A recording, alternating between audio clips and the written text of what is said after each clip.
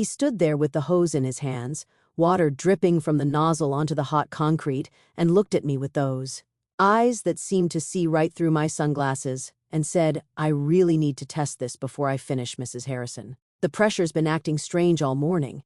Mind if I spray it over there by where you're sitting? I need to see if the flow is consistent." And the way he said it, the way his voice dropped just slightly on the word flow, made something in my stomach twist, made me suddenly aware of how little my bikini was covering, made me shift on the lounge chair in a way that I told myself was just adjusting for comfort, but that I knew, somewhere deep down, was something else entirely. And I said, "Of course, do whatever you need to do," trying to sound casual, trying to sound like a normal 50-year-old woman talking to her pool cleaner, and not like someone whose heart had just started beating faster for reasons she didn't want to examine. If you're listening to this, leave a comment telling me where you're watching from, because I need to know I'm not alone in this. I need to know someone out there understands what I'm about to confess, what happened that afternoon. By my pool, when I thought I had my life figured out, when I thought I knew exactly who I was and what I wanted and what I was capable of feeling, because everything I believed about myself turned out to be wrong, or maybe it turned out to be more complicated than I'd ever imagined. And it all started with a simple question about water pressure that wasn't simple at all. My name is Diane Harrison. I'm 52 years old, and 4 years ago my husband of 27 years walked out of our marriage and into the arms of a 31-year-old personal trainer. He met at the gym he'd joined to lose weight, the gym I'd encouraged him to join because I thought it would be good for his health, good for us, good for our future together, and instead it became the place where our future ended, where he decided that 27 years of history and shared memories and building a life together meant less than the thrill of being wanted by someone young enough to be his daughter, someone who didn't have stretch marks, or gray hair, or the weight of decades of compromise and sacrifice written across her body. When he left, he said he needed to feel alive again, said our marriage had become routine and predictable and safe, said he loved me but wasn't in love with me anymore, said all the things that people say when they want to justify the unjustifiable, when they want to make their selfishness sound like self-actualization. And I sat there listening to him explain why he was leaving, and I felt myself disappearing, felt myself becoming invisible. Right there in our living room, felt everything I thought I was. Everything I thought I meant to him, evaporating like water on hot pavement. The divorce was brutal. Not because he fought me on anything. He didn't. He gave me the house and more than half of everything we'd built together, like he was paying guilt money, like he could buy his way out of what he'd done, but brutal because of what it did to my sense of self, to my belief that I was someone worth staying for, someone worth choosing, someone who mattered beyond the roles I'd played for so long: wife, mother, supporter of someone else's dreams, while mine got smaller and smaller until they fit into the spaces between everyone else's needs. Our kids were grown and gone, living their own lives in other cities, and suddenly I was alone in this enormous house we'd bought when we thought we'd grow old in it together. This house with its perfect kitchen and its manicured lawn and its swimming pool that we'd installed the summer before he left, the pool that was supposed to be for grandchildren someday, for family gatherings, for the life we were supposed to have, and instead it became a monument to everything I'd lost. This big, beautiful, empty thing that nobody was using, that nobody wanted, just like me. For the first year, I barely left the house, barely left my bedroom some days. Just moved through the rooms like a ghost, eating when I remembered to eat, sleeping when exhaustion finally overtook the racing thoughts, existing, but not really living. And my friends tried to help, tried to get me out, tried to set me up on dates with divorced men they knew, men my age who were also starting over, but I couldn't imagine letting anyone see me the way I saw myself, which was as something used up, something discarded, something that had been weighed and measured and found wanting.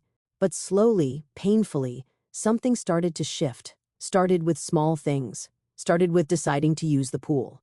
Instead of just staring at it, started with buying a new bikini that wasn't practical or modest, but that made me feel like maybe my body wasn't just something to hide.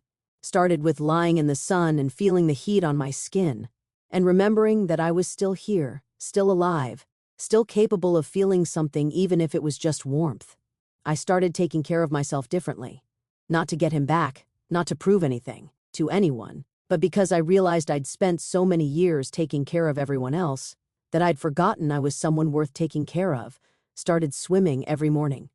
50 laps while the sun was still low. Started eating food I actually enjoyed instead of food that fits someone else's diet. Started dressing in ways that made me feel good instead of ways that made me invisible. And somewhere in that process, I started to reclaim something I thought was gone forever. Started to feel like maybe I wasn't done, maybe there was still life left in me. Maybe being 52 and alone didn't mean being finished. The pool became my sanctuary, my place, the one spot in that big empty house where I felt like myself, where I could lie in the sun with a book or just close my eyes and exist without thinking about what I'd lost or what I'd never have. And I hired a service to maintain it because I wanted it perfect. Wanted this one thing in my life to be exactly right. Wanted to be able to dive into clean, clear water whenever I needed to feel weightless, needed to feel free. For 2 years, the same older man came to clean the pool.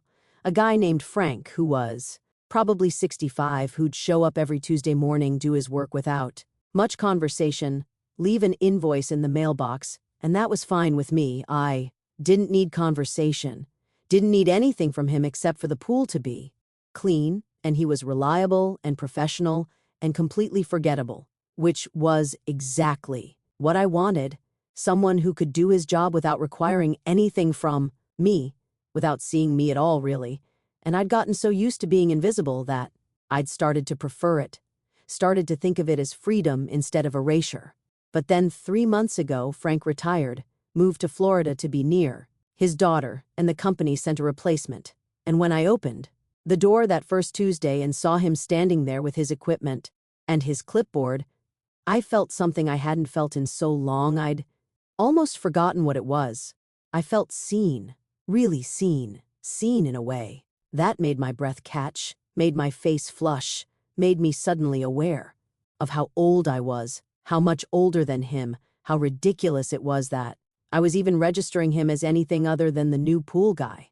His name was Tyler.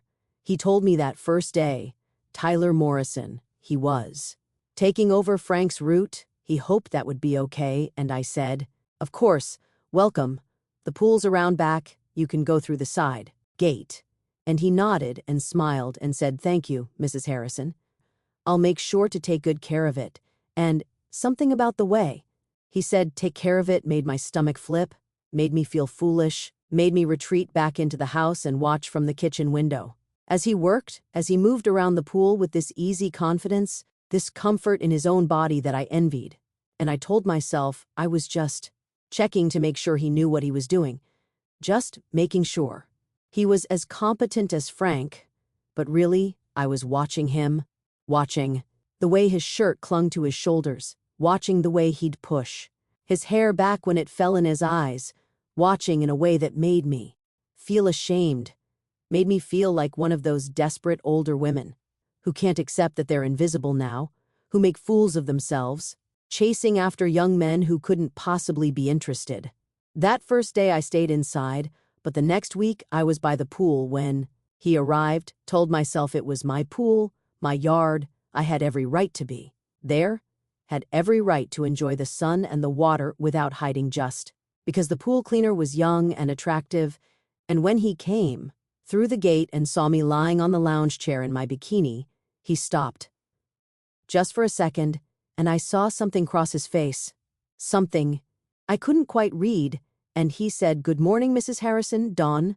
To mind me, I'll try not to disturb you." And I said, "It's fine, I'm just reading. Do your work."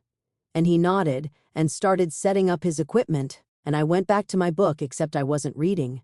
I was hyper-aware of his presence, of the sounds he made, of the fact that I was lying there in a bikini in front of someone young enough to be my son, and I felt exposed. Felt ridiculous. Felt like I should go inside or put on a cover-up or do something to be less visible. But I didn't. I stayed there, told myself. I was being absurd. Told myself he probably didn't even notice me, probably.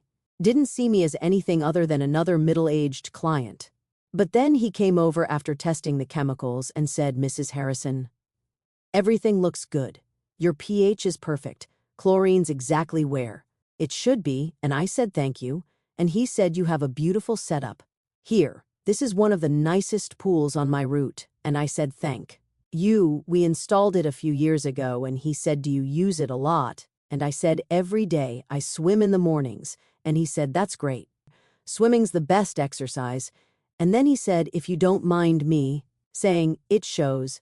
You're clearly taking care of yourself." And I felt my face go hot, and I said, "That's kind of you to say." And he said, "I'm not being kind, I'm being honest."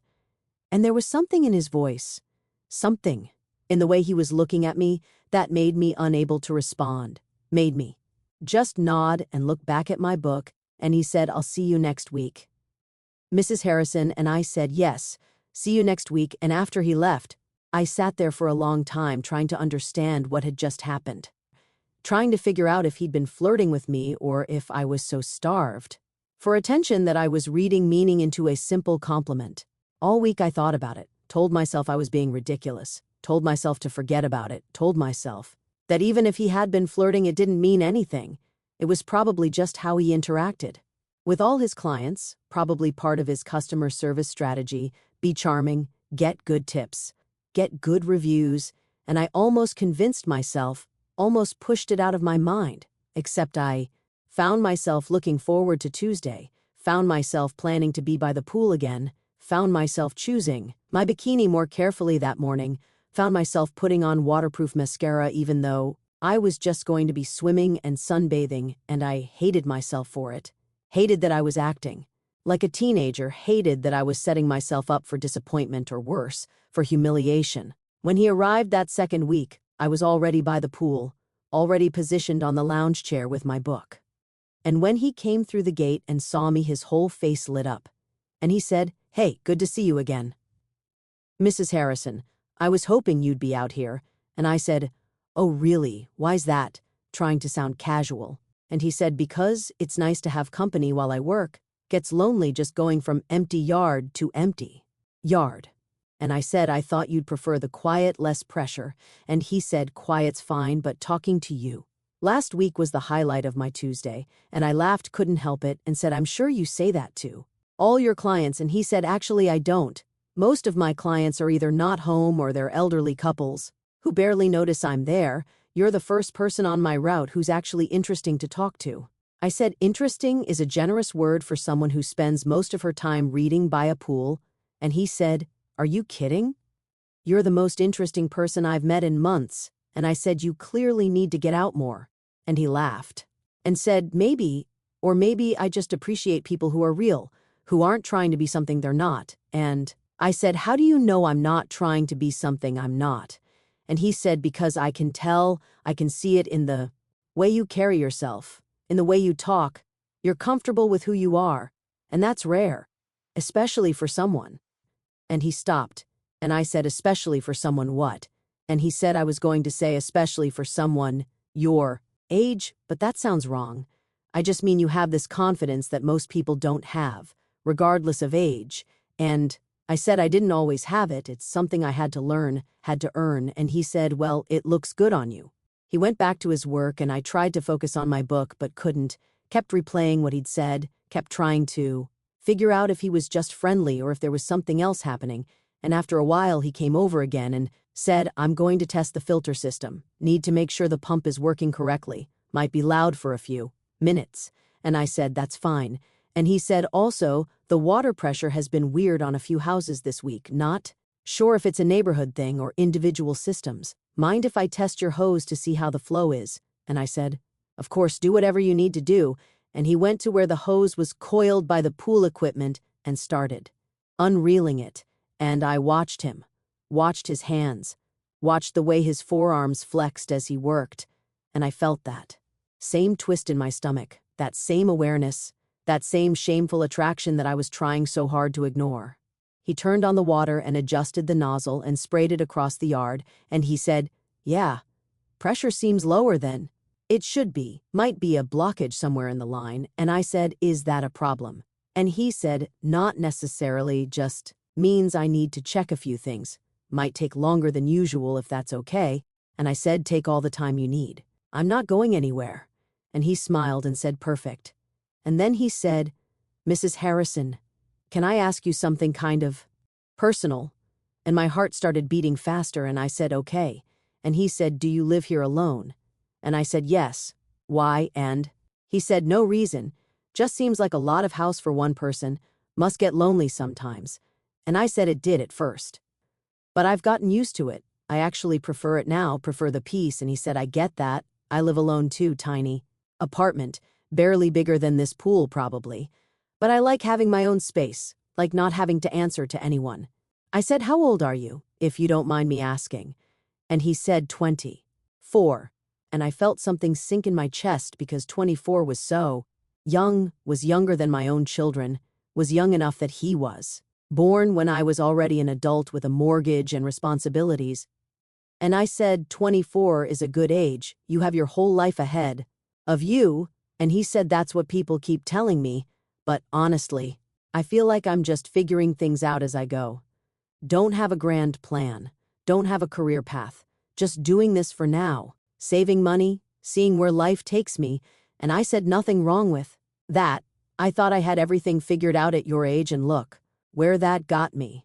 And he said, where did it get you? And I said, divorced, living alone in a house that was supposed to be full of people, full of life, full of all the things I thought I was building toward.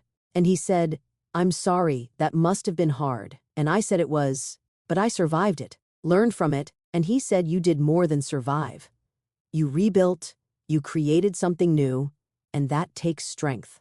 He finished testing the hose and came back over and said, everything looks good.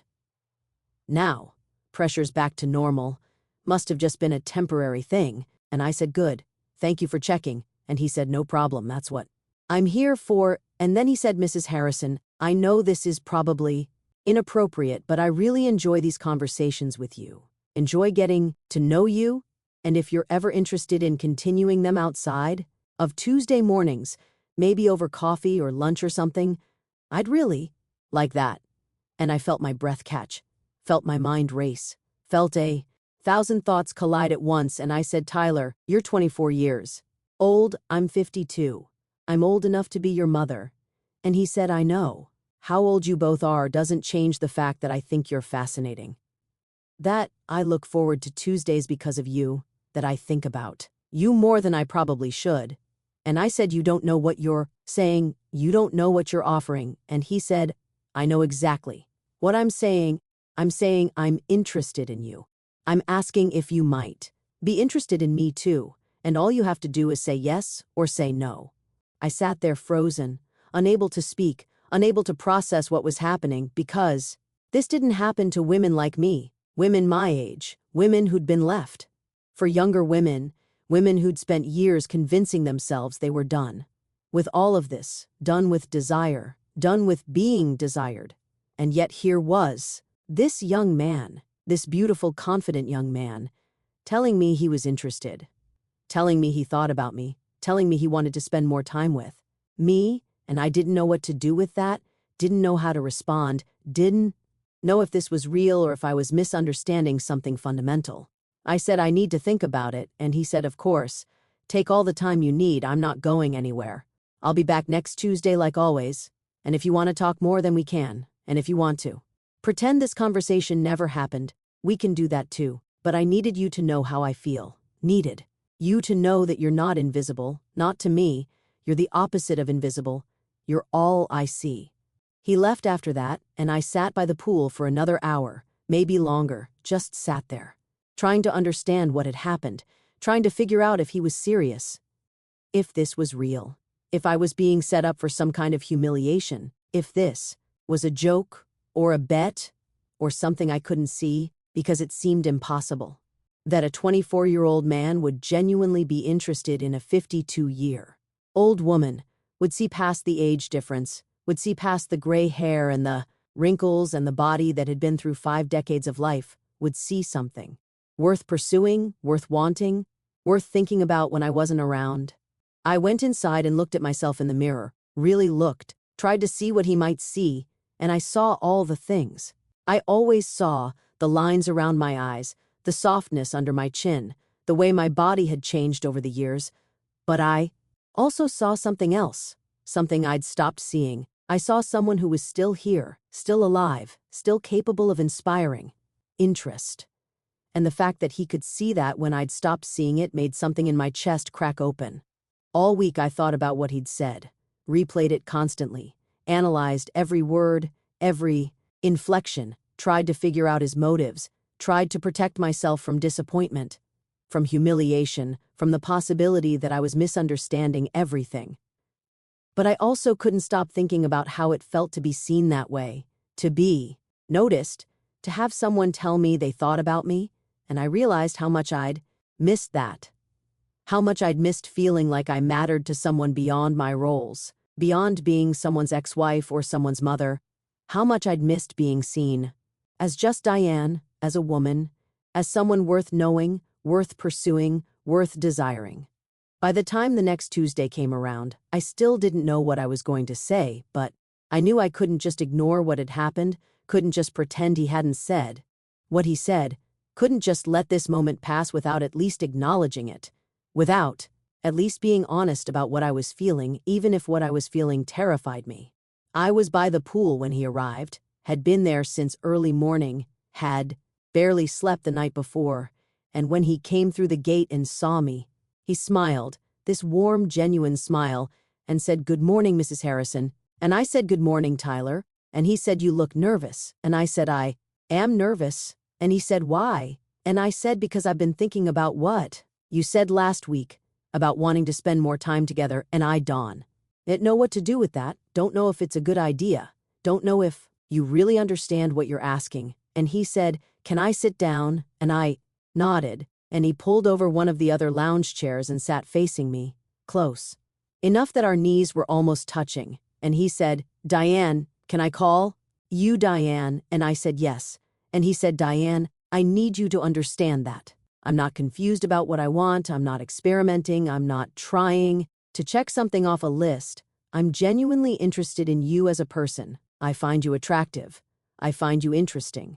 I enjoy talking to you, and I want to see where this could go. And the age difference, I'm aware of it. I'm not blind, but it doesn't matter to me the way it clearly matters to you. I said it matters because it should matter, because people will judge, because your friends will think you're crazy, because my children would be horrified, because there are 1,000 reasons why this doesn't make sense." And he said, "Name one reason that has to do with us, with how we feel, with the actual connection between us. Not what other people think, not what society says, not what makes sense on paper. Give me one reason based on what happens when we talk, when we're together, one reason why we shouldn't at least try." And I couldn't. And think of a single reason that didn't involve other people's opinions, other people's judgments, other people's expectations. And I realized that was exactly his point, that I'd been so busy worrying about what everyone else would think that I hadn't stopped to consider what I wanted, what I felt, what might make me happy. I said, "I'm scared." And he said, "Of what?" And I said, "Of getting hurt, of being disappointed, of this being temporary, of you realizing I'm too old, too set in my ways, too damaged from my divorce, too much work, too not enough." And he said, "Those are all valid fears. I have fears too. I'm scared you'll decide I'm too young, too inexperienced, too unfamiliar with the kind of life you've lived, too unable to understand what you've been through. But we can be scared together. We can. Take it slow. We can see what happens without putting all this pressure on it to be forever or nothing." And I said, How do we do that?" And he said, "We start with coffee. We start with a conversation outside of this yard. We start with getting to know each other without the pool and the work and the Tuesday morning routine. We just talk and see if there's something real here, and if there is, we keep going. And if there's not, then we go back to how things were. No harm done." I looked at him, at this young man who'd somehow seen through all my defenses, who'd somehow recognized that I was lonely and scared and desperate to be seen, who'd somehow known exactly what to say to make me feel like maybe I was allowed to want this, allowed to take this risk, allowed to let myself feel something again, and I said, okay, let's try. Let's start with coffee, but Tyler, I need you to understand that I haven't done this in so long, haven't dated in decades, haven't had to put myself out there, haven't had to be vulnerable with someone new, and I'm going to be terrible at it, going to be awkward, and overthinking everything and probably self-sabotaging because that's what I do. And he said, that's okay, I'm awkward too. We can be awkward together, and I laughed, actually laughed, and it felt good, felt like maybe this wasn't impossible, felt like maybe I could do this, could let myself have this, could see where it went without destroying myself in the process. He finished his work that day, the actual pool work he was supposed to be doing, and before he left he said, so when can we do this? And I said, how about Saturday? That gives us both a few days to prepare. And he said, prepare for what? And I said, for whatever this is, for the possibility that we're about to change everything. And he said, I don't need to prepare. I've been ready for this since the first day I saw you, but Saturday. Works, I'll pick you up at 10, we can go to this place I know. Quiet, good coffee, good food, good place to talk. And I said, okay. Saturday at 10. And he said, I'm looking forward to it, Diane. More than you. No, and I said, me too. And after he left, I sat by the pool for a long time, just breathing, just existing in this space between my old life and whatever was coming next.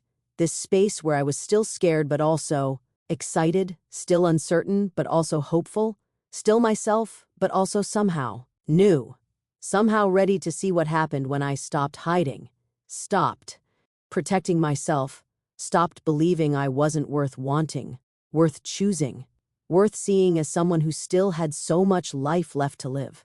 The days between Tuesday and Saturday were the longest of my life. I changed my outfit 17 times, practiced, conversations in my head, imagined all the ways it could go wrong, all the ways I could embarrass myself, all the ways he could realize he'd made a mistake, but I also imagined what it would feel like to sit across from him without the pool between us, to talk about real things, to maybe let him see parts of me I'd kept hidden, to maybe discover that this connection I felt wasn't just in my head, wasn't to just loneliness making me vulnerable, wasn't just the desperate fantasy of a woman who'd been discarded and was reaching for the first person who showed her attention, but something real, something that could sustain both of us, something that proved I wasn't done, that my story wasn't over, that at 52 years old I was allowed to feel alive again, allowed to feel desired, allowed to feel like maybe the best parts weren't behind me but ahead, waiting, just waiting for me to be brave enough to reach for them. And standing there in my bedroom on Saturday morning picking out the dress I'd wear, I realized I was ready to be brave, ready to take the risk, ready to see what happened when I stopped letting fear win, ready to find out who I could be when someone looked at me the way Tyler looked at me, with interest and desire and genuine curiosity, and whatever happened next, whether it worked or didn't, whether it lasted or fell apart, at least I'd know I tried. At least I'd know I chose myself, chose possibility, chose to believe I was still worth choosing, and that alone felt like victory, felt like everything.